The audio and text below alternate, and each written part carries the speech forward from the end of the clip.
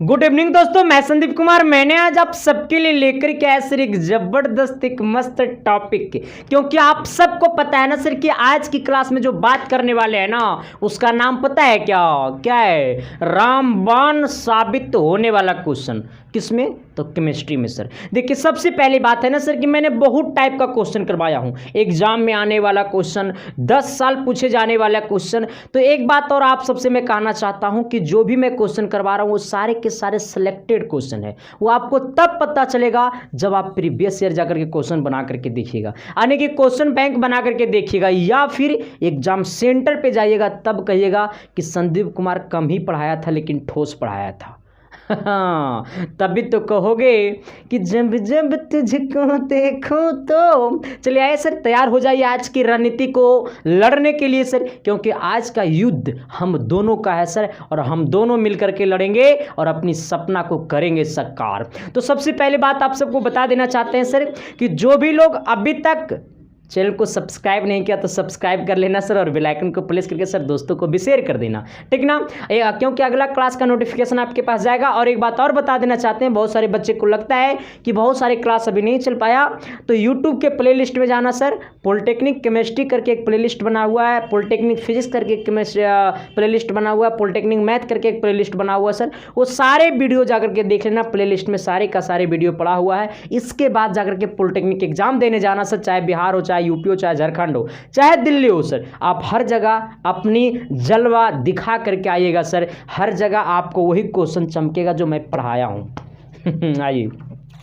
चलिए सर, ज़्यादा बड़ाई मैंने कर दिया। और एक बात और है सर, जो भी लोग अभी तक टेलीग्राम को ज्वाइन नहीं किया सर, तो प्लीज़ आप सबसे हाथ जोड़ करके विनती है सर कि जाकर के ज्वाइन कर लो, क्योंकि वहाँ पे सारे नोटिफिकेशन जाता रहता है। और कोई फेक नोटिफिकेशन के चक्कर में मत पड़ना सर, मैं आप सबसे रिक्वेस्ट करता हूँ। चाहे रिजल्ट आने की बात हो, चाहे एडमिट कार्ड की बात हो, चाहे इंपॉर्टेंट क्वेश्चन की बात हो सर, वो सारे चीज़ों मैंने टेलीग्राम पर सेंड करता रहता हूँ, ठीक ना। आइएगा, जिसका लिंक वीडियो के डिस्क्रिप्शन में है। कहता है क्या सर, पहला क्वेश्चन, इस क्वेश्चन का ना बहुत सारे लोग फंसिएगा कि हाइड्रोजन बम किस सिद्धांत पर आधारित है। अच्छा, इस पर बड़ा लोग फंसिएगा। कैसे फंसिएगा पता है? जो रटले रहेगा ना तो उसका दिमाग में तो फंसिए गया होगा वो। कैसे वो? हाँ, जो रटले होइएगा ना वो फंस गए होंगे दो ऑप्शन पे, पहला नाभिकीय विखंडन पे और नाभिकीय संलयन पे। ये दो ऑप्शन आपके दिमाग में चल रहा होगा कि लग रहा है इसका दोनों आंसर होगा, लेकिन बिल्कुल नहीं सर। हाँ, अगर जब बात होती है ना हाइड्रोजन बम का, किसका बात होता है? हाइड्रोजन बम पूछेगा, हाइड्रोजन बम पूछेगा। और इसी में एक होता है परमाणु बम, ठीक ना, परमाणु बम पूछेगा। अब देखिए सर, यही दो एग्जाम में से दो में से एक एग्जाम में आता है, ठीक ना। जब पूछेगा हाइड्रोजन बम का सिद्धांत किस पे आधारित है, तो हाइड्रोजन बम का सिद्धांत जो है ना सर वो नाभिकीय संलयन पे है। किस पे है? ये नाभिकीय संलयन पे है। किस पे? नाभिकीय संलयन पर है, ठीक ना।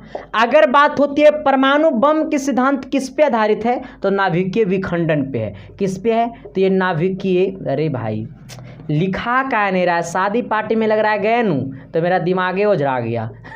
नाभिकीय विखंडन पे सर। चलिए, एक आध दिन थोड़ा सा ओझराल रहेगा दिमाग। हाँ, तो अगर आपके एग्जाम में क्वेश्चन आएगा कि हाइड्रोजन बम किस सिद्धांत पर आधारित है, तो नाभिकीय संलयन पे। अच्छा, कहेगा परमाणु बम किस पे आधारित है, तो नाभिकीय संलयन पे। ये दो बच्चा के दिमाग में बड़ा कंफ्यूज होता है, नाभिकीय संलयन और नाभिकीय विखंडन को सही तरीका से बच्चा समझ नहीं पाता है, जिसके कारण उसको झेलना पड़ता है। किससे? एग्जाम पेपर वाले क्वेश्चन से। आइए, ये जरूरी नहीं कि हर किसी वही चीज़ से झेलता है, नहीं सर। आइए, कहता है सर हाइड्रोजन बम नाभिकीय संलयन, परमाणु बम नाभिकीय विखंडन। ओके, और एक बात और बता देना चाहते हैं सर, जो भी लोग अभी तक एप्लीकेशन पे कोर्स नहीं खरीदा तो जाकर के एप्लीकेशन पे कोर्स खरीदिए सर, क्योंकि एक बार फिर से मैंने महाधमाकेदार ऑफर कर दिया हूँ 15 मई तक, जिसका चार्ज मात्र 300 रुपया है सर। और उसमें मैं आपको प्रत्येक चैप्टर पढ़ाऊंगा, प्रैक्टिस कराऊंगा, सारे चीज़ें सर। तो उसके लिए SK साइंस क्लासेस एप्लीकेशन को डाउनलोड करना होगा प्ले स्टोर से। और वहाँ से डाउनलोड करके जाकर के सर कोर्स को खरीदिए और बड़ा ही बेहतरीन कोर्स है सर, जिससे आपको बहुत ज़्यादा बेनिफिट मिलने वाला है, ठीक ना।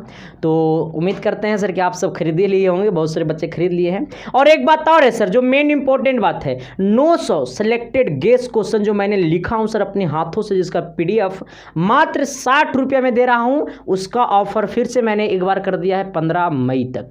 इसलिए मैं कर दिया एक बार फिर से ऑफर, क्योंकि बिहार पॉलिटेक्निक का फॉर्म आया है, तो बहुत सारे बच्चे नहीं जानते थे इसके साइंस क्लासेस संस्था को, अब जानने लगे, तो वो सब के लिए ऑफर है सर। और आप में सब में से भी जो लोग नहीं खरीदे तो जाकर के गेस क्वेश्चन भी खरीद लीजिए सर, क्योंकि सारे का सारे क्वेश्चन सिलेक्टेड क्वेश्चन है और वही सब आपके एग्जाम में चमकने वाला है सर।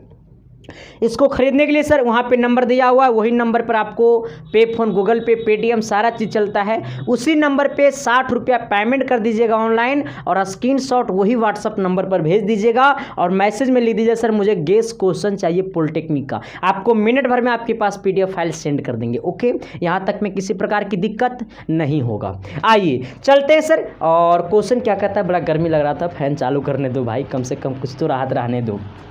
आइए अगला कहता है ना, pH के संदर्भ में निम्नलिखित में कौन समीकरण सही है। अच्छा, pH निकालने का मैंने एक फार्मूला पढ़ाया था सर, जो कि गैस क्वेश्चन में भी एक क्वेश्चन दिया हूँ, गैस वाले जो क्वेश्चन करवाया हूँ लिखा हूँ उस PDF में भी ये क्वेश्चन है। लेकिन वहाँ पे मैं क्या फार्मूला लिखाया हूँ कि pH इक्वल टू होता है minus log H plus ion, ये मैं लिखाया हूँ। लेकिन आपके ये ऑप्शन, आपका 4 ऑप्शन में से किसी में भी नहीं है, लेकिन आपका ये ऑप्शन तो दे रहा होगा log 1/H प्लस, ये ऑप्शन दे रहा है ना कि नहीं दे रहा है? अरे ये दे रहा है कि वो नहीं दे रहा है? कहेगा सर ये तो दे रहा है, दे रहा है ना, तो यही आंसर है। कहेगा सर कैसे मान ले कि आंसर है, इसमें माइनस है इसमें प्लस है। अरे बेवकूफ़, देखो यहाँ सब, अगर 10 पे पावर -2 तो इसको क्या लिख सकते हैं, 1/10 पे पावर +2। अगर कोई 1/12 पे पावर -2 हो तो ऊपर जाएगा तो क्या हो जाएगा प्लस में, यानी 12 पे पावर +2 हो जाएगा, SN। अरे होगा या नहीं होगा? तो यही बात ये है, ये यहाँ पे है प्लस में तो ऊपर जाएगा हो जाएगा माइनस में। जैसे 1/10 पे पावर 5 है, इसको ऊपर ले जाएंगे तो हो जाएगा 10 पे पावर -5, होगा या नहीं होगा? जैसे अगर 1/100 पे पावर 5 है तो इसको ऊपर ले जाएंगे तो हो जाएगा 100 पे पावर -5, होगा ना। तो यही बात है, ये है प्लस में, ऊपर जाएगा माइनस में हो जाएगा, और जब वहाँ पे माइनस में हो जाएगा तो लॉग लगा है तो लॉग के आगे माइनस आ जाएगा और हो जाएगा -log H प्लस आयन, ठीक ना। तो यही बात को हम ऐसे भी लिख सकते हैं log 1/H प्लस आयन। यहाँ तक में किसी प्रकार की दिक्कत, अगर जिनको दिक्कत है सर तो समझ लीजिए कि आपका सिस्टम में दिक्कत है। आइए अगला क्वेश्चन कहता है ना कि रेडियो सक्रिय, या फिर लिखा रह सकता था कि रेडियो सक्रियता, लेकिन यहाँ पे तो लिखा हुआ है रेडियो सक्रिय। अगर आपका क्वेश्चन में लिखा रहता रेडियो सक्रियता तब क्या करती? आइए थोड़ा सा ट्राई करिए, कमेंट करिए, तब तक सर मैं साफ कर लेता हूँ, क्योंकि साफ करना तो ज़रूरी है, तभी तो कहोगे कि बचपन का प्यार मेरा भूल नहीं जाना रे, अब जैसा मेरा प्यार है जान तुझे किया हूँ। अच्छा, बड़ा ही अच्छा नाम है सर, रेडियो सक्रिय है ना, रेडियो सक्रिय यही ना लिखा हुआ है, अरे रेडियो सक्रिय, और मैं कह रहा हूँ कि रेडियो सक्रियता में कोई फ़र्क नहीं है सर। आपका क्वेश्चन में लिखा हुआ सिर्फ और सिर्फ रेडियो सक्रिय, लेकिन आप इसको रेडियो सक्रियता भी बना सकते हैं। ओके, क्योंकि आपके एग्जाम में जो क्वेश्चन आएगा वो रेडियो सक्रियता लिखा रहेगा, ना कि रेडियो सक्रिय लिखा रहेगा। ओके, मेरा बात समझ में आया कि नहीं आया? अरे समझ में आया तो चैनल पर नए चैनल का सब्सक्राइब करके ओके लिखना दो कमेंट में कह रहा है लिख दिए गुरुजी आइए, अच्छा कहता है परिवर्तन होता है किसमें? तो सबसे पहली बात है सर, ये परिवर्तन तो आपको मैं पढ़ाऊंगा हूँ, लेकिन इससे पहले मैं आपको पढ़ा देना चाहता हूँ कि एग्जाम में बड़ा बार पूछता है कि रेडियो सक्रियता का खोज किस वैज्ञानिक ने किया था, कहाँ का वैज्ञानिक था, कब किया, ये एग्जाम में पूछता है। कहता है इसका खोज किसने? फ्रांस के वैज्ञानिक था, नाम टेढ़ रहेगा, फ्रांस के वैज्ञानिक हेनरी वेकवेरल ने 1896 ईस्वी में किया था। आइए, अगर आपके एग्जाम में क्वेश्चन आ गया कि रेडियो सक्रियता का खोज कब हुआ, तो 1896 में किसने किया था? तो हेनरी बेकवेरिल ने, ठीक ना, हेनरी वेकवेरल, ठीक ना, हेनरी वेकवेरल। ओके, मैंने पूरा पढ़ने नहीं आएगा क्योंकि फ्रांस का नाम है तो थोड़ा सा अजीब रहेगा, अल्टर जैसा रहेगा। क्या कब किया? तो 1896 में। कहाँ का वैज्ञानिक था? तो फ्रांसीसी वैज्ञानिक था। ओके, क्या रेडियो सक्रियता का खोज कब हुआ? तो 1896 में। किसने किया? तो हेनरी वेकवेरल। आइए, क्या कहाँ का वैज्ञानिक था? तो फ्रांस का वैज्ञानिक था। अच्छा, कहाँ परिवर्तन होता है किसमें? तो अनुकर्मणीय में। किसमें होता है सर ये? अनुत्कर्मणीय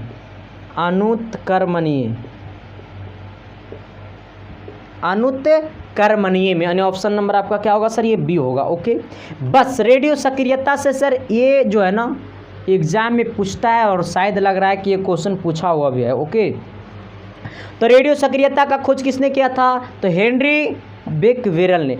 कब किया था? बोलो जल्दी जल्दी मेरे साथ, वरना सबका शादी कटवा देंगे। 1896 में। कहाँ का वैज्ञानिक था? फ्रांस का। इसका परिवर्तन होता है अनुत्कर्मणीय में। ओके, यहाँ तक में किसी प्रकार की दिक्कत उम्मीद करता हूँ कि नहीं होना चाहिए। कहता है सूर्य अपनी विकिरण ऊर्जा प्राप्त करता है कहाँ से? अच्छा, ये सूर्य जो है ना वो अपनी विकिरण ऊर्जा प्राप्त करता है कहाँ से? तो संलयन पराक्रम से। ओके, संलयन पराक्रम से, ठीक ना। तो सूर्य अपनी विकिरण ऊर्जा प्राप्त करता है कहाँ से? तो संलयन पराक्रम से। ओके, संलयन पराक्रम से। कहाँ से? संलयन पराक्रम से। अच्छा, अगला कहता है पोटेशियम क्लोरेट को गर्म करने पर भार में प्रतिशत कमी होगी। पोटेशियम क्लोरेट को गर्म करने पर भार में प्रतिशत कमी होगी। इसका आंसर कौन कौन सही मारेगा? और जो लोग सही मारेगा सर, आप सबके लिए मैंने 1 मिनट टाइम देता हूं और इस क्वेश्चन का सही आंसर दो। और जो सही देगा ना उसको मेरे तरफ से एक बड़ा तोहफा होगा सर। जल्दी कमेंट करो, और जिसका सही आंसर रहेगा सर उसको मैंने वीडियो में नाम भी लूँगा। जल्दी जल्दी करना रे बाबा, जल्दी जल्दी करना। कहता है ना कि मुश्किल कुछ भी नहीं है इस दुनिया में, तू जरा हिम्मत तो रख। ख्वाब बदलेगा हकीकत में, तू जरा कोशिश तो कर। और इसी पे कहता है सर एक बात और, क्या कि विद्या की खेती किसानों ना होती और विद्या का बाप कोई पर्वत ना होता। विद्या बगानों में फलती नहीं, विद्या बाजारों में मिलता नहीं। विद्या अमीरी गरीबी न मजहब, विद्या किसी का बपौती नहीं। विद्या उसी का जो दिल से चाहत। मैंने दिल से पढ़ाई करो। आइए सर, मीठा नहीं खाते हैं ना तो आवाज़ निकल नहीं पाता। थोड़ी सी सर मैंने इधर शादी पार्टी में चला गया था, थोड़ा सा पढ़ाना छोड़ देते हैं ना 2-3 दिन तो आवाज़ में प्रॉब्लम हो जाता है। आवाज़ उतना फ्रेश नहीं निकल पाता जितना फ्रेश हम निकालना चाहते हैं आवाज़, है ना। आइए, कहता है क्या कि पोटेशियम क्लोराइड को गर्म करने पर भार में प्रतिशत कमी होगी। पोटेशियम क्लोराइड का फार्मूला बता दो हमको बस। पोटेशियम क्लोराइड का फार्मूला बता दो बस। KClO3 आइएगा। Thank you. और ये टूटेगा तो क्या क्या बनाएगा? ये पोटेशियम क्लोराइड को जब गर्म करेंगे तो ये टूट करके क्या बनाएगा? तो बनाएगा KClO और प्लस क्या बनाएगा सर? देखो KClO, यहाँ पर 3 गो है O, यहाँ पे कितना हुआ है? 3 गो। यहाँ पर कै गो लिखे? O गो। अभी कै गो बचा हुआ है? 2 गो बचा हुआ है। लेकिन क्या करेगा सर? ये गर्म करेगा, ऑक्सीजन चला जाएगा हवा में। ने बात समझा? ये ऑक्सीजन हवा में चला जाएगा ना, क्योंकि यहाँ पर देखो क्या है? KClO3, यहाँ पे 3 गो है लेकिन यहाँ पे 1 गो दिए तो यहाँ पर 2 गो देना पड़ेगा, ये हवा में उड़ जाएगा। अच्छा, ये पोटेशियम का परमाणु भार क्या होता है? तो पोटेशियम का परमाणु भार होता है कितना, तेरे बिना जीना अब मुश्किल है, कितना होता है सर 39, ठीक ना, आइएगा। प्लस क्लोरीन का परमाणु संख्या, क्लोरीन का कितना होता है 17, तो परमाणु भार कितना होगा 35.5। प्लस ऑक्सीजन का परमाणु भार कितना होगा सर, परमाणु संख्या होता है 8, तो परमाणु भार होगा 8 दूनी 16 और 3 गुना में है तो हो जाएगा 16 गुने 3, कितना हो जाएगा 16 गुने 3। चलिए यहाँ पे आइएगा, यहाँ पे कैल्शियम का कितना हो जाएगा, पोटेशियम का कितना हो जाएगा सर ये 39, प्लस क्लोरीन का कितना हो जाएगा 35.5, प्लस ऑक्सीजन का कितना हो जाएगा 16, और इसका बातें मत करना। अच्छा कहेगा सर ये कहाँ से रटे, तो आप सबसे रिक्वेस्ट है सर कि एक बुक खरीद लेना, एक बुक खरीद लेना ये वाला सर, ठीक ना, रासायनिक की भाषा, इसमें आपको सारे चीज़ मिल जाएगा। कहेगा ये मेरा आपका प्रकाशन है ऐसा मत सोचना कि सर आप अपना प्रमोशन कर रहे हैं, क्या हम प्रमोशन क्या करेंगे, इसमें हम कहेगा रुपया देगा। देखो यहाँ पे सबका परमाणु भार लिखा हुआ रहता है, सबका संकेत लिखा हुआ रहता है सर, और इसी से एक दो बार लिख लोगे ना तो ऑटोमेटिकली याद हो जाएगा। देखिए मैंने किसका लिखा, क्लोरीन का, क्लोरीन देखो 17 नंबर पे क्लोरीन है ना, देखो दिखाई दे रहा होगा 17 नंबर पे क्लोरीन है ना, इसका 35.5 दे रहा है आंसर। परमाणु भार में जाना, परमाणु भार में जाओ, देखो यहाँ पे परमाणु भार है ये साइड है ना, तो यही बात है सर, ये रासायनिक की भाषा खरीद लेना, जो कि मात्र आपको कितना रुपये में देगा, ये मेरा बहुत पुराना बुक है, ये विद्यासागर प्रकाशन का आता है। ओके ये मेरा दिया था 50 रुपये में, ठीक ना, तो ज़्यादा करेगा तो अब जीएसटी लग रहा है, तो जिस उस टाइम जीएसटी नहीं उतना लगता था, तो अब ज़्यादा करेगा तो 60 रुपये में देगा, खरीद लेना है वो। आइए हमसे क्या पूछा है सर, तो प्रतिशत कमी पूछा है ना, पूछा प्रतिशत कमी। अच्छा ये पूरा को जोड़ो तो कितना हो जाएगा 122.5 आ जाएगा, इस पूरा को जोड़ो सर तो ये 90.5 आ जाएगा, ठीक ना। हमें पूछा है प्रतिशत कमी, तो दोनों को घटा दो, यानी 122.5 माइनस 90.5, अब बट्टा प्रतिशत कमी किसमें, पोटेशियम क्लोरेट में, ठीक ना, तो 122 से भाग दे दो 122.5 से, प्रतिशत के लिए 100% से गुना कर दो। अच्छा इस पूरा को जब हल करिएगा ना तो आपका आएगा 26 पॉइंट कितना 15%, यही ना आएगा रे 26.12%, ठीक ना 26.12, लेकिन आपका आंसर दे रहा होगा 26.18%। ओके देखिए यहाँ पे गौर करिएगा, देखिए बात यह है ना सर कि पॉइंट के बाद वाला नंबर नो इसको भी और ये टूटेगा, ठीक ना, लेकिन हम 2 ही को तोड़ करके छोड़ दिए थे। ओके इसलिए इसका आएगा, आपका भी आंसर आएगा यही 26.12%, लेकिन इसका रियल आंसर होगा 26.18%। आप ए भी ऑप्शन में रहता तो ये मारते, लेकिन ये ऑप्शन में है ही नहीं, तो आप ये मारिएगा, किसी प्रकार की दिक्कत नहीं है। अगला क्वेश्चन कहता है ना क्या कि C2H6 में कार्बन की प्रतिशत मात्रा है, ये वाला तो आप सबको सही करना चाहिए सर, तभी तो कहोगे कि जब जब देखूं तो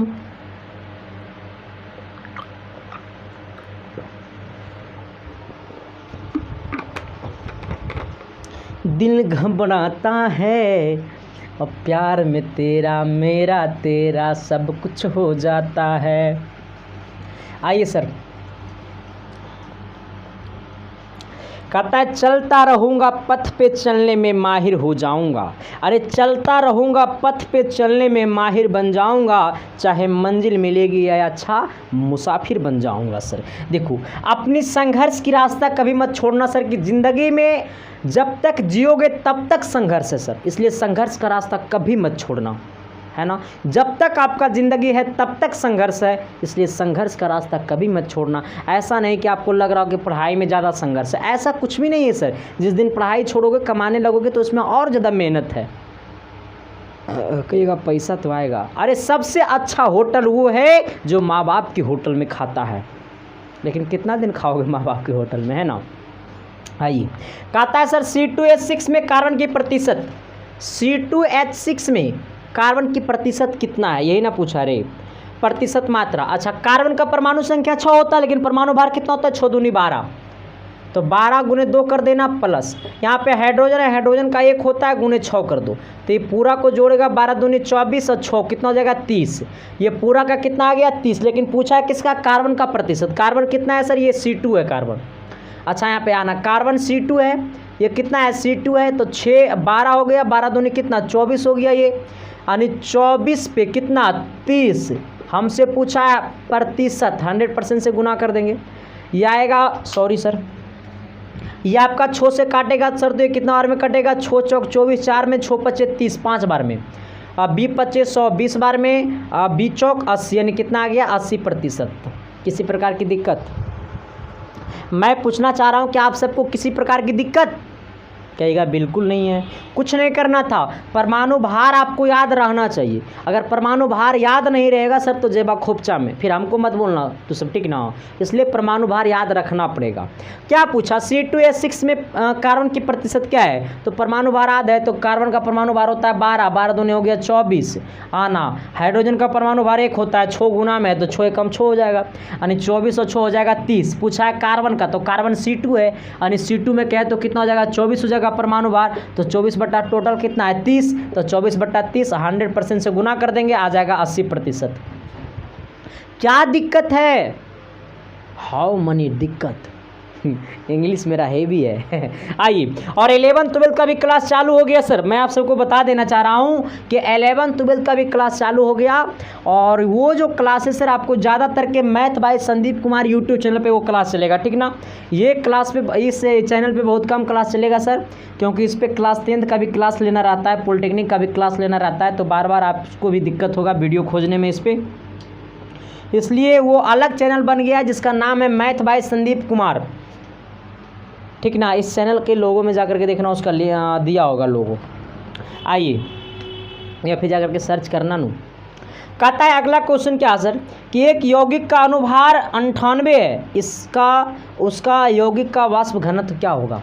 अच्छा, एक यौगिक है जिसका अनुभार दिया हुआ है। देखो, सबसे पहले ये मैथ और केमिस्ट्री और फिजिक्स का एक रूल होता है कि सबसे पहले जो मालूम है उस पर वार करना, उस पे गोली मारना। जो मालूम है उस पे गोली मारना, और जो मालूम नहीं है उस पे कोशिश करना।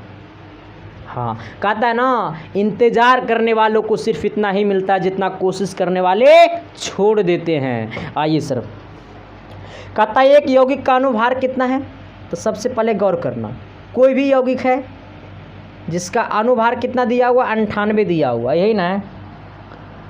फिर क्या बोला सर, इस यौगिक का वाष्प घनत्व क्या होगा?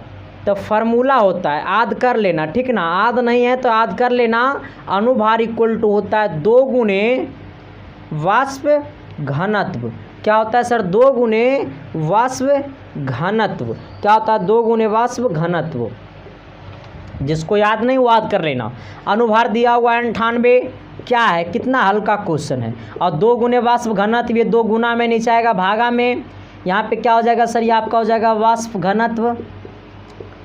वाष्प घनत्व क्या हो जाएगा? वाष्प घनत्व।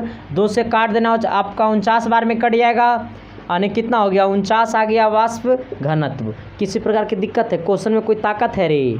जिसको याद नहीं होगा फार्मूला वगैरह लिए तो लग रहा होगा कि पहाड़ है। हमसे ना होगा पॉलिटेक्निक छोड़, इंजीनियर हमने बनबो।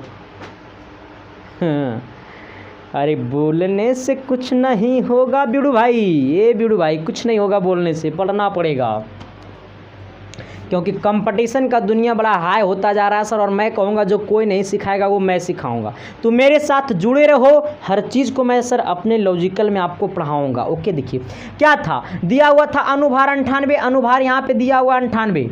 अनुभार इक्वल टू होता है 2 गुने वाष्प घनत्व।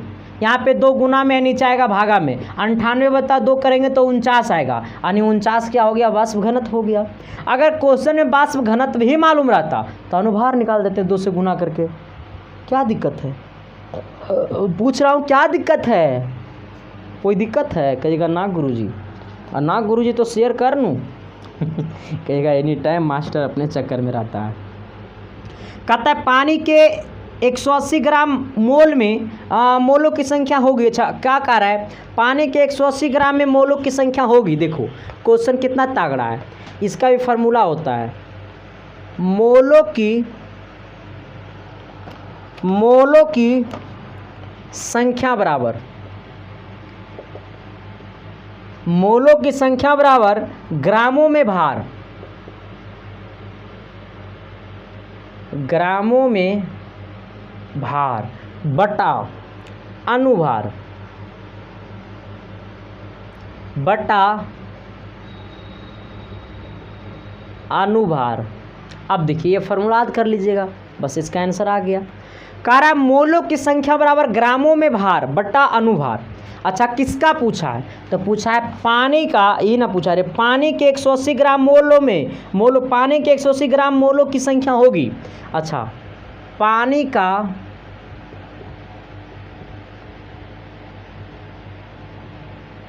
अनुभार 18 होता है। पानी का अनुभार कितना होता है? 18 होता है, ठीक ना। पानी का अनुभार 18 और ग्रामों में अनुभार 180 दिया हुआ है, तो हमसे पूछा मोलों की संख्या। तो मोलों की संख्या बराबर ग्रामों में अनुभार 180 दिया हुआ है और अनुभार पानी का कितना अनुभार होता है? 18 होता है। याद कर लेना, 18 से काटेंगे सर तो ये 10 बार में कट जाएगा, यानी हमारा आंसर आ गया कि मोलों की संख्या जो होगा सर वो कितना आएगा? 10 आएगा। मोलों की संख्या कितना होगा? 10 होगा। मोलों की संख्या कितना होगा? 10 होगा।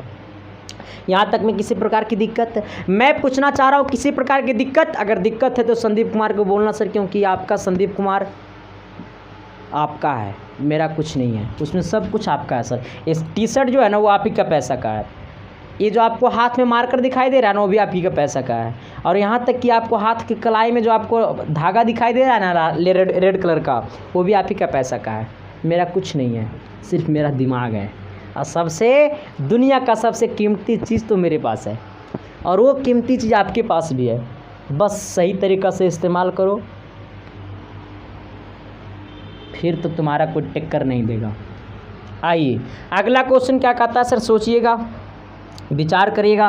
कहता है तत्व जिसका इलेक्ट्रॉनिक विन्यास 2 8 7 है तो वह है। अच्छा क्या होगा वो? एक तत्व है सर, कोई एलिमेंट है, तत्व नहीं समझता, एलिमेंट समझता है, ज़्यादा इंग्लिश वाला हो गया।